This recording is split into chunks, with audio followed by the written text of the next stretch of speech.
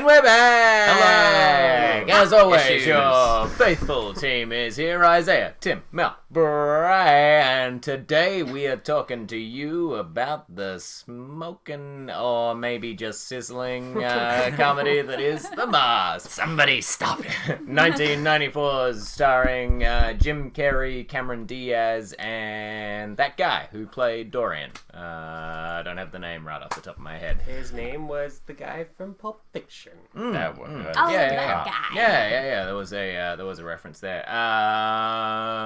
Sorry. Directed by Chuck Russell. Yes, directed by Chuck Russell. Who had done The Blob. The 1988?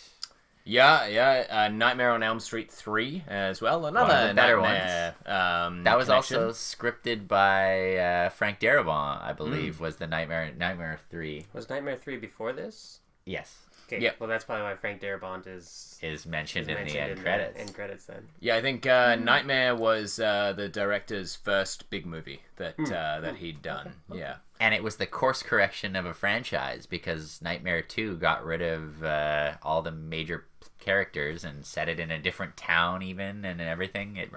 It went for that 3D where the bus is on the cliff, in the middle, and it was all stupid. But then they brought Nancy back for part 3 and it was way better. So And there was a lot of good stuff in this There was. film, There for was. sure. Yeah. Like Yeah. the dog, Oh my goodness. too good. Best Wow. actor in the movie, Yeah. MVP. Wow. Take all the awards. Yeah, exactly. That's I the love. Academy Award that it was nominated for, right? Must be. best performance in a pet category. Yeah, Yeah. best supporting Yeah. actor. I love the color palette as well. And I thought playing with some of the cartoony aspect of the comic was really neat as well. Yeah, I will say Jim Carrey as the Mask was awesome. Like what he nailed it. was able Oh, to yeah. do just Nailed with it. his face with this character and his voice was incredible. You mentioned earlier, Mel, when we were watching that they saved a lot of money on visual effects because of how much he was able to do as well, yeah. right? Yeah. Like physically with his body, they didn't have to cartoon him up. Yeah. And also with his teeth as well, the mask with those oversized teeth, he was able to work his mouth around it and still speak. Yeah. So they didn't have to kind of, take them in and out and mess around. He could be consistent Yeah. the Yeah, whole it way was through. great physical performance, and Oh, Jim yeah. Carrey was definitely the highlight of The Mask. I think I have a lot of nostalgia for this movie. I saw this in theaters in 1994. Gold star for you, Tim. Oh yeah, Yeah, we should mention that all three of you guys have seen this movie before. This was my first run through with the Mask. And how was it, Bray? What did you like let's about let's kick it down the other end of the table. it? okay. Things I enjoy about The Mask. It's already been said. Jim Carrey.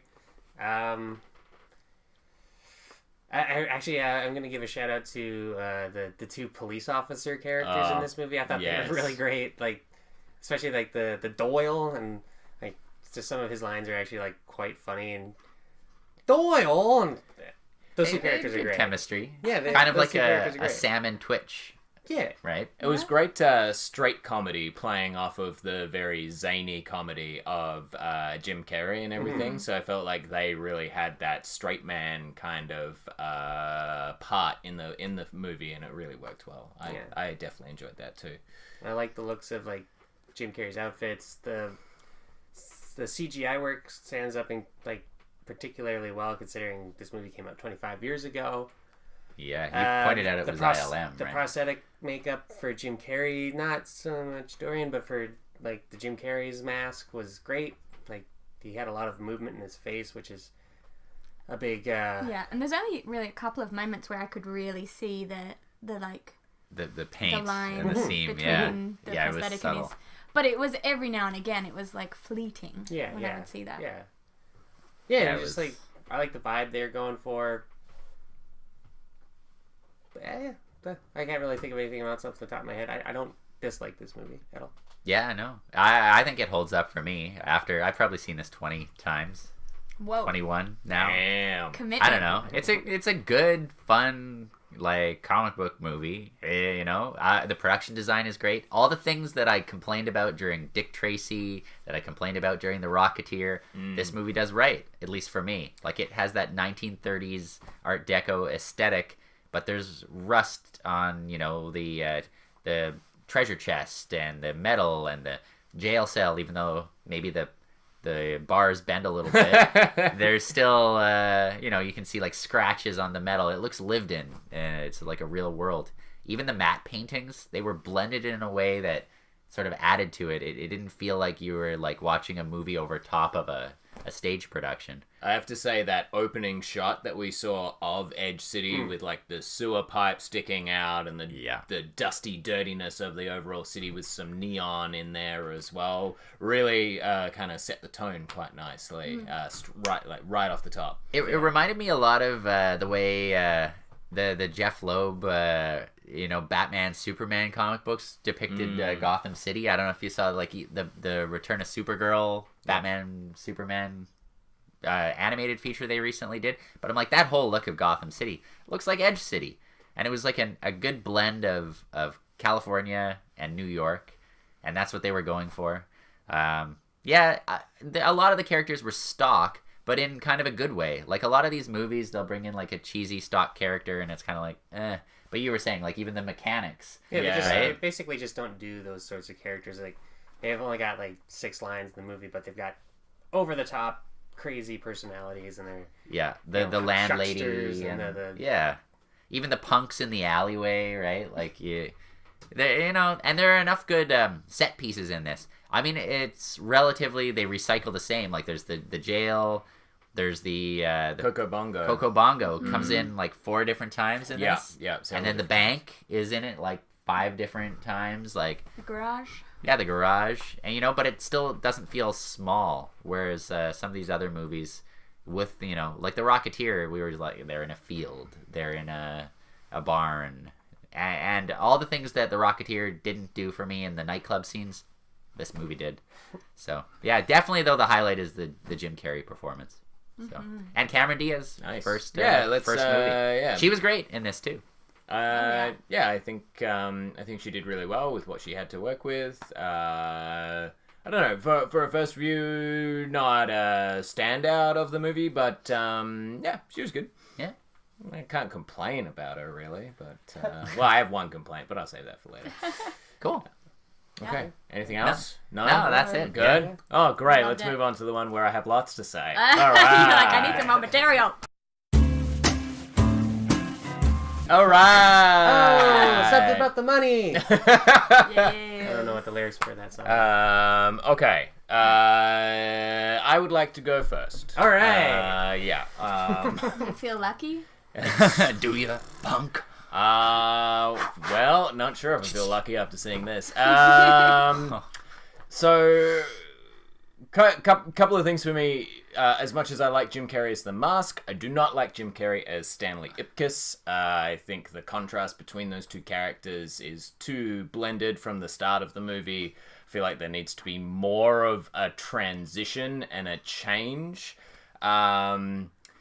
There's 3 main things for me. That's my number 1. My number 2 is the lore and the continuity of what the mask can enable someone to do. What Jim Carrey and the dog were able to do were very different to what Dorian, who's supposed to be the embodiment of evil when he puts the mask on, was able to. There's no reality manipulating or anything like that, and that's a huge missed opportunity. Favorite catchphrase for me. And number 3 is I would have swapped Cameron Diaz and Peggy Brandt in regards to how their characters were done. Peggy Brandt, I feel if you have that reporter that's going in and digging into the crime boss and everything, and like she's the heart and integrity, I think that would have been a much more interesting story and would have partnered well with Ipkiss, as opposed to the girlfriend of a mob boss. I think if the girlfriend of the mob boss had like betrayed him, it would have made a lot more sense. So I would have flipped that around. I know I'm probably messing with comic lore and everything, but just in the arc of this story, It didn't really make sense to me why you've got a reporter who's trying to prove that she's more than just a columnist, and then she goes and betrays everything just for some money. Like, wouldn't you have all the money you need from being a columnist already? Like, I don't know. Man. Not in Probably today's not. media landscape. But still, I didn't buy that like motive either. Yeah. It yeah. wasn't. No.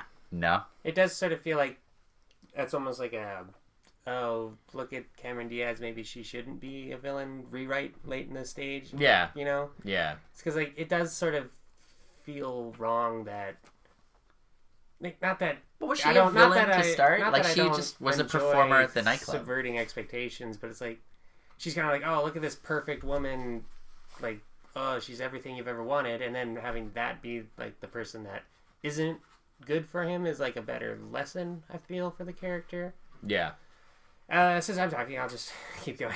Yeah, roll on. Things, I'm gonna kind of go against what everybody else said. Jim Carrey is very cartoony in this movie. He's a cartoon character, sort of as Stanley and as the Mask. I wish that the world that he inhabited as Stanley Ipkiss wasn't as cartoony as it was. Like, the lighting is cool and like it looked great. It was fine, but it's like you can tell that they're still just referencing Burton's Batman movies with like the design of the world. Everything's dark and gritty, and not dark and gritty, but it's like neon lights here and there. And it's like I don't feel like anybody, and like nobody really does think, oh, this is weird that everybody's singing a mambo number. So like if you imagine the city and like the world that he inhabits as just being normal, real life, every day, not some sort of like landfill park and stuff, like all these like comic book jokey things. And then the Mask shows up. What else? I mean, when the cops are arresting him and he literally freezes in midair, none of them are like, what the fuck is going on? They're just like, hey, unfreeze. Like, yeah, it's like everybody else is also in a cartoon in this movie. Yeah. And it's not that weird that Jim Carrey's the most cartoony. Other things, I didn't love that she just, like, Cameron Diaz, sure, the twist, whatever, but she becomes essentially just the damsel in distress at the end. She kicks the mask out of what's-his-face's head, and it kind of gets the better of him, but, like, she's still just tied up, and she's, like, on the railway tracks, kind of damsel in distress in this movie. She's the symbol that you can have it all. Yeah, just be you. And yeah, you. I don't know. Like, there's other things. I don't want to dominate it, but there's other things I didn't love, but it's gonna be more in my pitch, so Yeah. that's about all I could think of. I think I had a hard time connecting with the film, narrative-wise, character-wise. I enjoyed so many aspects of it. I found it amusing, and I'm not sure that I mean it as a compliment, but I don't think it is a compliment. I love it. Because I really did enjoy parts of it, but I just felt like I couldn't really get into it in a real way. And I think that was partly to do with superficial relationships between characters. It was all very gimmicky, like, this is what this character, the trope of this character is, she's Betty Boop. The trope of this character is, he's a crazy cartoon guy. And I didn't really, I think with the setup of the original world as well, without the mask, I just didn't buy into those characters in their regular day, everyday people. Because it was it was larger than life, as you were saying, Isaiah. Like, all of it is already a cartoon. Yeah. And I don't know, I just think didn't quite do what Deadpool did. I was just gonna say that. Yeah, Deadpool is like sort of, it's the real world with the cartoon character thrust into it, right? And I was so for it. Like, and he's crass and he's like terrible and repulsive, as in the Ryan Reynolds Deadpool, but and so was Jim Carrey's Mask, but I like Ryan Reynolds Deadpool, and there were moments where I did not like Jim Carrey's Mask. Like, that scene between them on the bench, I'm like, I'm super creeped out right now. Like, she's not okay with this, but she is, but I don't believe that. Like, and the meta referencing of him saying like line after line after line after line of all these classics, like it just felt like it was a forced like good, as opposed to with there's the witty cleverness with some of the other ones. I mean, I feel like Tank Girl did better at some of the meta stuff than what this did. Yeah. I think so. Again, that's maybe because this is a kids movie. Like, I think you have to acknowledge like right away that this is a kids movie, and like you took a doesn't mean a it hard should have R. been though. No, absolutely But not. But it falls into more like the Superman 3 world than it does the Superman 2 or 1, right? I think that's a good argument. Yeah, and for sure. and which is too bad because like Deadpool does it much better, and But Deadpool, they are apples and oranges, I guess. right? You took a hard R comic book and you can go one way with it. You get the mask. Now I'll agree that all the call outs to like pop culture and stuff in the 90s it worked, but this is now we're talking 25 years later. It doesn't really make sense. A lot of the gags, probably kids would have no idea what they are. Even in the 90s, you'd kind of be like, this is for your parents, this stuff here. Yeah. And so... Yeah. It's that it didn't have the subtlety of, say, something like Up or like some of those other animated movies where it's there, but it's... Toy Story does that really well. Toy Story is a great Yeah. example. Yeah. So, yeah. Sorry to cut you off there. Yeah, no, it's cool. Like, I like the movie a lot, I think. But, again, the story is pretty simple. I think the disruption of the expectations there with the betrayal by Peggy, that was... I kind of like it because it works. It's before now every movie and show has to disrupt your expectations, which I've had enough of. Thank you. Just tell a good story. This was, pretty solid, like a good one-off movie. It was, it kept it small scale. Movie. Yeah, right? It's like the second one is not worth it. I never had the desire to see the second one. And we should watch now. the second one. Yeah, I guess we'll have to. Yeah.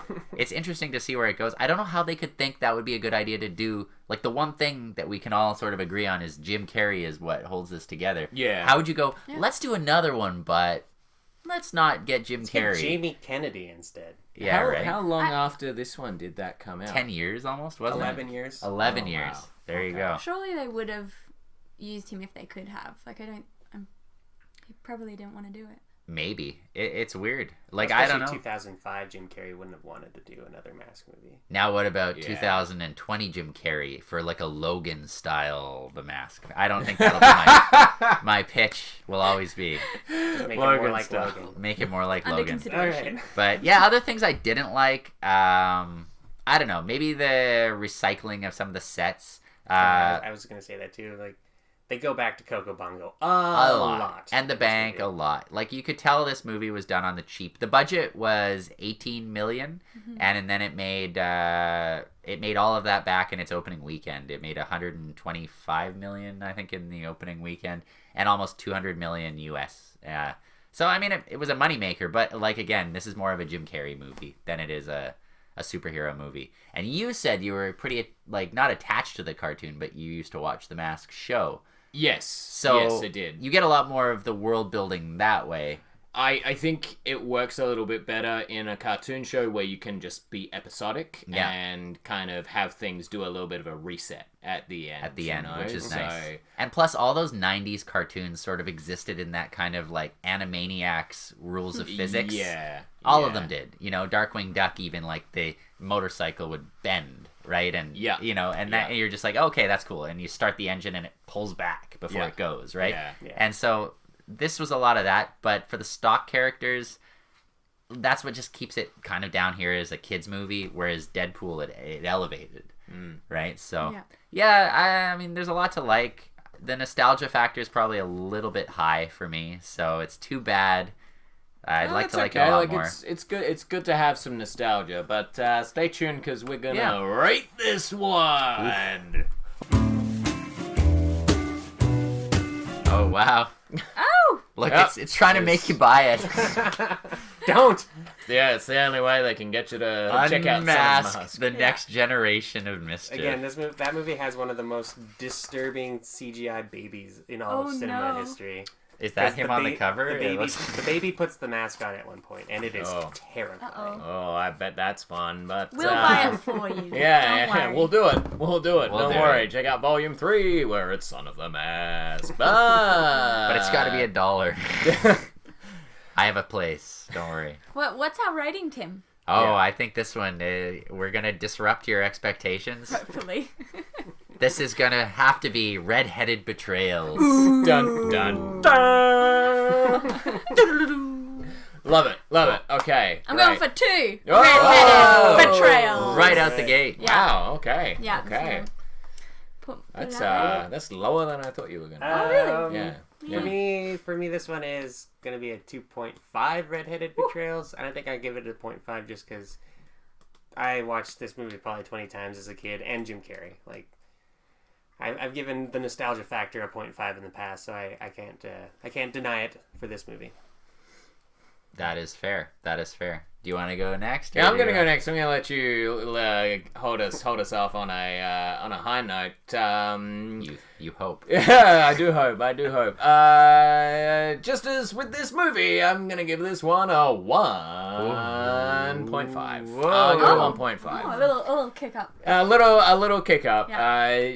The old JC action, like he did really well. I think despite the story holes that I see and the missed opportunities that throughout the piece, I still think this is a good movie. And I think if I'd seen this as a kid, like as it was intended, I probably would have enjoyed it a lot more. Unfortunately, as an adult, it just doesn't have enough of those things that I really want in a movie. I mean, I've always preferred something that takes things a little bit more seriously and is a little bit more grounded. And so yeah, that's why it's a low ball. It's a low ball for me. So yeah. But that's why I avoided it in the first place. So Tim, finish us up, man. All right. We got Yeah, a 2, that. a 1.5, and a 2.5. Yeah. Okay. It's straight down the middle for me. Yeah. That's fair enough. It's a Punisher Warzone. Taking off my rose-tinted goggles, I can acknowledge where this movie fails and where it succeeds, but I don't know, it's just so much fun. And I would rather see this on in the background while I'm doing something else, working on a project or something, than The Rocketeer. But The Rocketeer is technically superior in more ways than one. It's just not as fun to watch. That it's makes like sense. Like if you consider it like a moving piece of art, Right. This one's more interesting. more interesting. And so I'm gonna give it the exact same score I gave The Rocketeer. I'm gonna give it 3 Red-Headed Betrayals. I think that's Whoa, fair. Wow. It's a lot of Yeah. betrayal. Nice. That's a lot of betrayal. Oh man. But yeah, no, I like this movie too He's much Cuban to Cuban tea. Oh, man. Yeah, no, I like it. It holds up enough. I'll show this movie to people who haven't seen it. Oh yeah. Whenever I find you and you're out there and you haven't seen it, you can hope to watch this. And it is the style of movie that is colorful enough, it's zany enough, it's Jim Carrey enough that like if again, like would you put it on a party? Yeah, like you can tune in every once in a while, see some of his antics, be like that's amusing because like I actually laughed a fair few times. Me too. Watching this movie mostly because of Jim Carrey, but Mostly just the moments where he's in the mask. Too. Yeah, the best moments of the movie, he's in the mask. 100%. But like Yeah. if this were on at a The bar, physical comedy. Yeah, right? Like you'd look up at the right times, right? like a nostalgia bar or something like that. Yeah. Stormcrow. Yeah, Shout out. or Gringos. Gringos. Gringos, Shout out. Shout out. Yeah, absolutely. So They're yeah, creatures Yeah. of habit. I'd be so happy if I never saw this movie again. I can't believe you didn't like it that much. It's tough for me. Like I think a movie is really defined by its villain for me a lot as well. And Dorian outside of the mask. Wait and till we inside of watch the Star mask. Trek IV: The Voyage Home. Well, there is no villain. There is no The villain. villain is a cigar. The environment. It's like hell for you. I know, right? Then pitchin'. Pitches. All right, so this is where we tell you how we would do this movie to make it better. And I'll go first. He's been saving this for a decade. Yeah. Because I think it was the last time I watched this movie. It might have been around the same time the first Deadpool came out. But no, I had learned of the comic books origins. Nice. And I was like, oh, if you just stuck closer. So for me, this movie would be hard R rated. The world that he lives in would just be our world. Like, you call it Edge City, sure. But there would be consequences to his cartoon antics. Like, people would be dying and he wouldn't necessarily been meaning to, but like, I guess I was just reading today in the comic, like the mask drives the wearer insane. Mm. And so like the more he puts it on, the more crazy he becomes, and the more he loves it. And I think just like dark and kind of not even like psychological, but like even just keep Jim Carrey, but like just imagine like Jim Carrey, but it's like an R-rated The Mask, and he's like accidentally murdering people with like, you know, like cartoon hammers and stuff. And yeah, that's what I really wanted to see as well. I wanted to see him wake up in a sweat, realizing what it is that he'd done, and have that be what makes him go insane in real life, as opposed to just him getting bigger and wackier and zanier. Yeah. Over the top. And and just like more doubling down on like the pull of the mask, and like you say, like having Dorian be more affected by it, and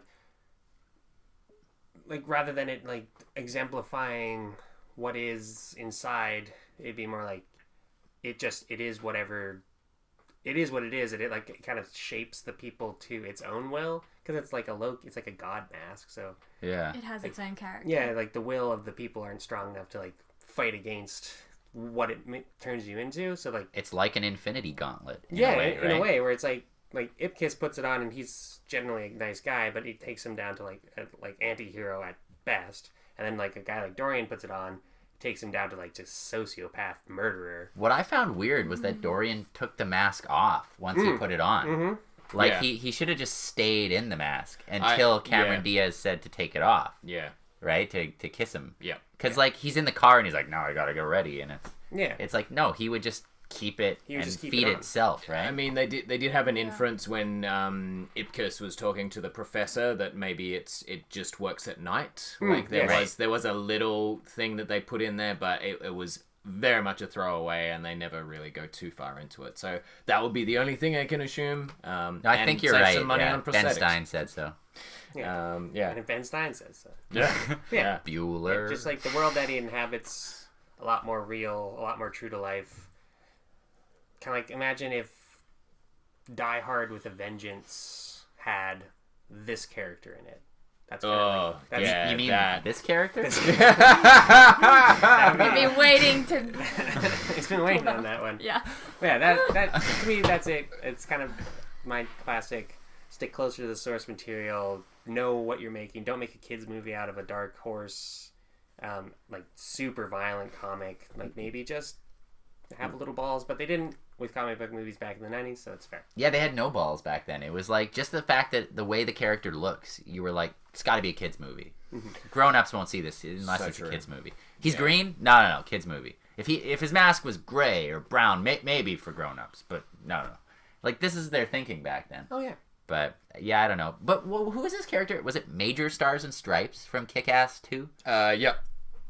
Not that I want to like shout out too much that you haven't seen it, but he plays like a murderous superhero guy who's a little over the top. But he actually plays that down a notch, He's right? pretty straight in that. Like he's definitely over the top in the sense that he's like, I am a general. No. But it's like it's yeah, I wouldn't say that it's big acting. It's just it's over the top in the sense of like it's Captain America, but he wields Lucille like Negan from Walking Dead. Right. You know. Right. That would be my. That was sort of the kind of approach.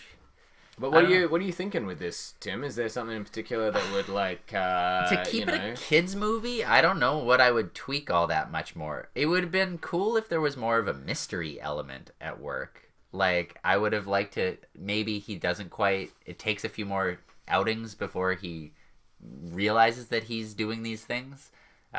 Like I would have even liked to see more.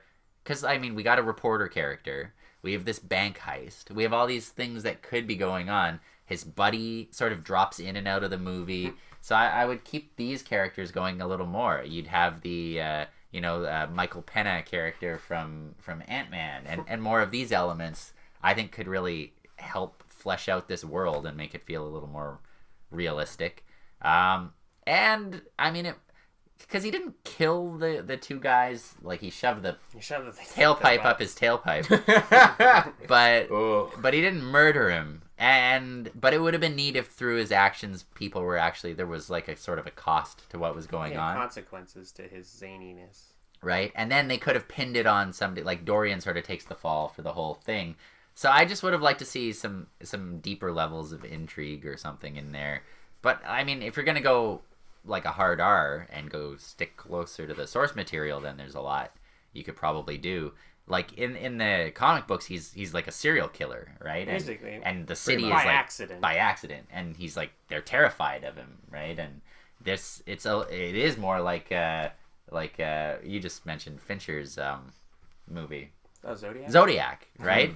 Deadpool though is a lot more of a romantic comedy than The Mask. I would argue, right? Yeah, for sure. Like that's sort of the heart of that movie. Then they just cut the heart out of the chest, and it's like cutting and bleeding in your hand, but it's sweet. Well, speaking of Cameron Diaz and ladies' style of things, Mel, you got a little something for us? Nice segue. Yeah, you see what I did there? That's good. Speaking of I'm lady things, also female. Yeah. It's See, we got one. Astute subtlety, observation. kids. Yeah.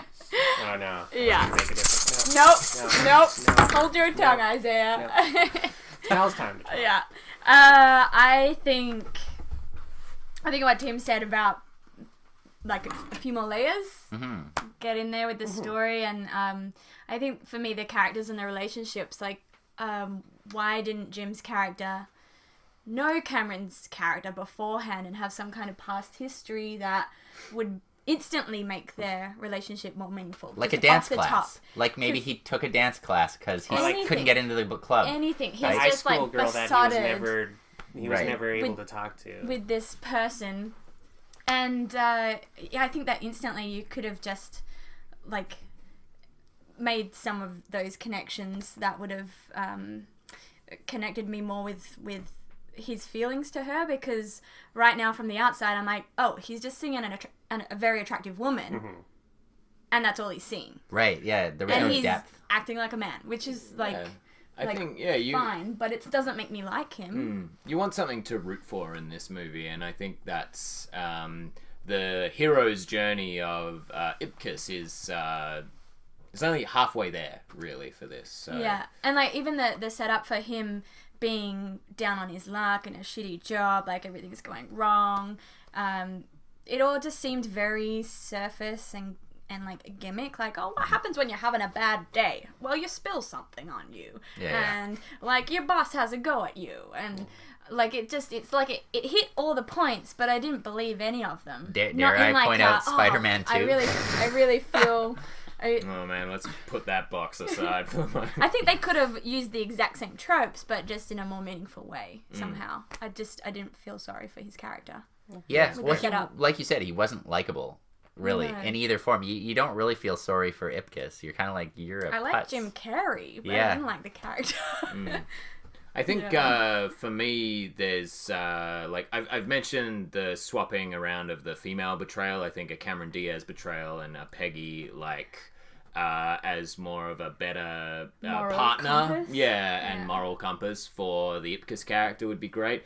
But I think you made a good point in regards to like how to make this better as a kids movie, and if I stick in that vein, I would do this. I would merge the Dorian character and the Professor character, who had written the book on Mars, and like smash them together, and then have the Professor character actually have a lot of lore and had been researching and looking for the mask. And so then when Ipkiss finds the mask, he ends up kind of pseudo handing it over to the Professor, and then he gets it, and he's been wanting it because he wants this cosmic power that is in there, and then we get to have... Belloc and Indiana Jones. They're digging in the wrong place. Well, he could even like Yeah. he could still Jim's character could still go there and appeal to the Professor, and then the Professor is like, oh, don't worry, I'll take it from you, and then Yeah, he becomes yeah, like yeah. the worst mask, and then Yeah. the story could be Jim having to